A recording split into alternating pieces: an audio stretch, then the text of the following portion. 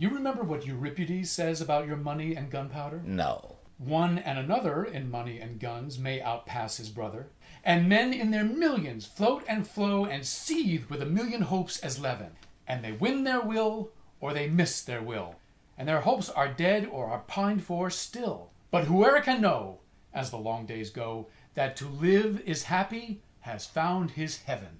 My translation.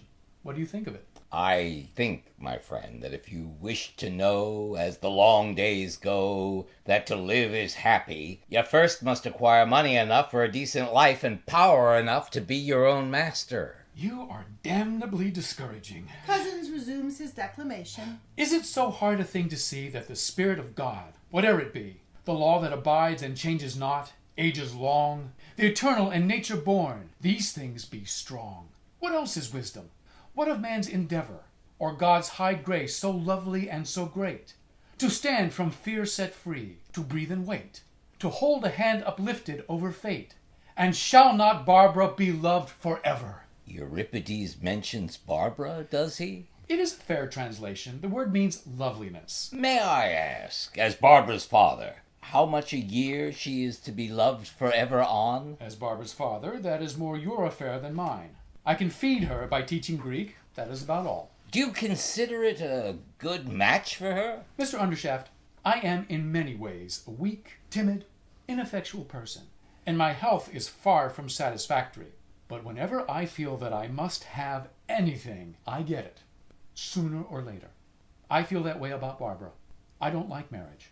I feel intensely afraid of it, and I don't know what I shall do with Barbara or what she will do with me. But I feel that I and nobody else must marry her. Please regard that as settled.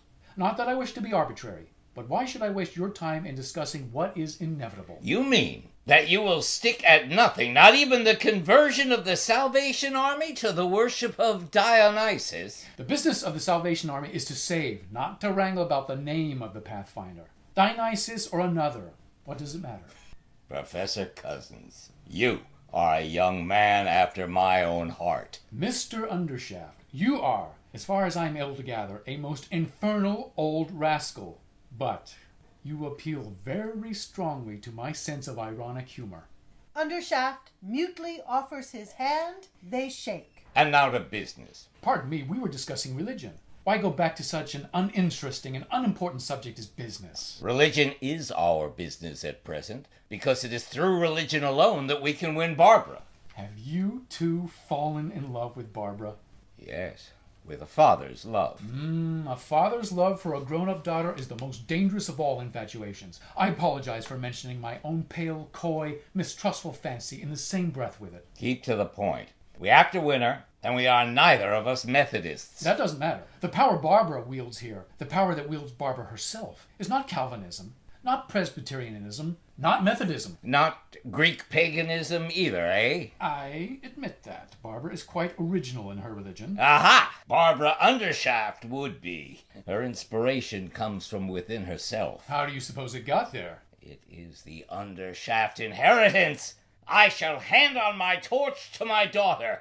She shall make my converts and preach my gospel. What? Money and gunpowder? Yes, money and gunpowder, freedom and power, command of life and command of death. This is extremely interesting, Mr. Undershaft. Of course you know that you are mad. And you? Oh, mad as a hatter. You are welcome to my secret since I've discovered yours. But I'm astonished.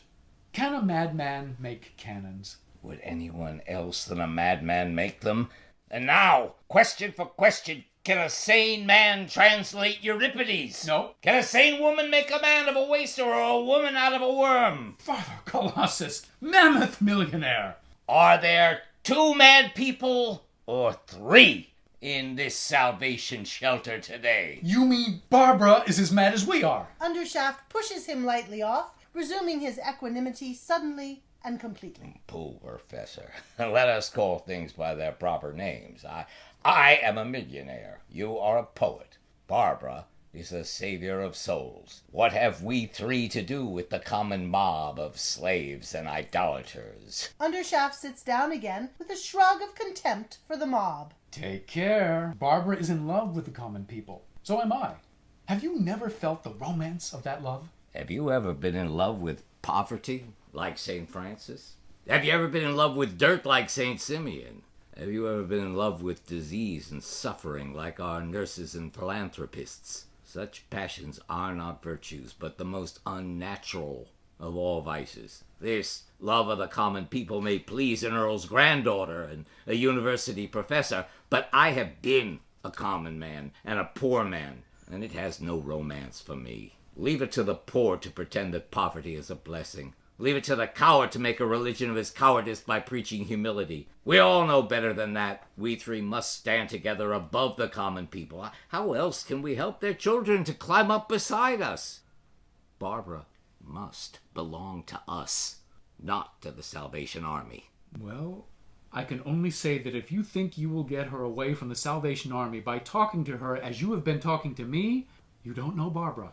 My friend, I never asked for what I can buy. Well, do I understand you to imply that you can buy Barbara? No, but I can buy the Salvation Army. Quite impossible. You shall see. All the religious organizations exist by selling themselves to the rich.